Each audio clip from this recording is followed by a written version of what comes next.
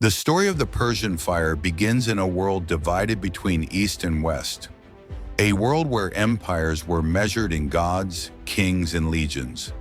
Tom Holland describes the rise of the Achaemenid Persian Empire, the First World Empire, which stretched from India to Egypt, from the mountains of Central Asia to the shores of the Aegean Sea.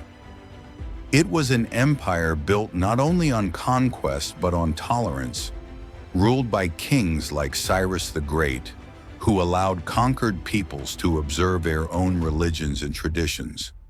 But on the western edge of this empire was a cluster of small, fractious city-states, the Greeks. They were nothing compared to Persia's vast power, but in their smallness lay something extraordinary: freedom. As opposed to the divine monarchies of the East, Greece was experimenting with something different: citizenship, debate, and democracy, particularly in Athens.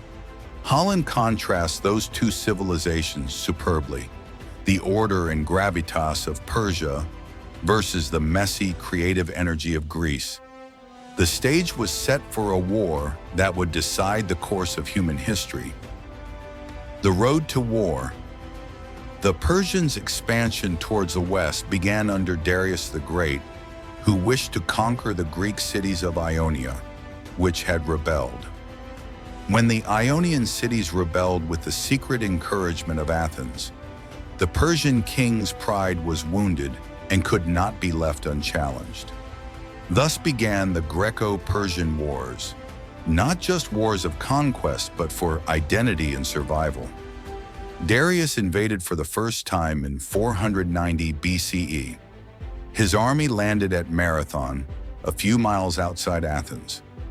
Outnumbered and outclassed, the Athenians fought with bravery born of desperation. Against the odds, they destroyed the Persian army, a victory that echoed around the ancient world. For the first time, a small democracy had stood up to the world's greatest empire and won. But the pride of Persia was not so easily wounded. A decade later, Xerxes, the son of Darius, returned with an army said to be in its hundreds of thousands. A vast host that bridged the Hellespont on pontoons and carved its way into Greece. Thermopylae and the fire of freedom. It is here that Holland's account comes to life. He takes us to Thermopylae, where Leonidas, the king, and his 300 Spartans opposed the might of Persia. Though they were ultimately overwhelmed, their stand became a shining example of courage and resistance.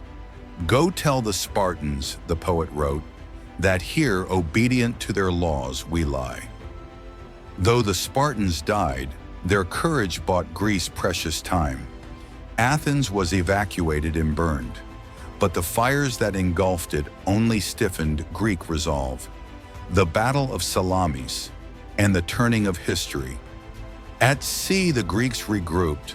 It was in the narrow straits of Salamis that the massive, magnificent Persian fleet engaged the smaller, more agile Greek fleet. Using cunning and knowledge of their own waters, the Greeks lured the Persians into a trap. The resulting battle was chaos and victory. Xerxes sat on his golden throne as his fleet was annihilated before his eyes.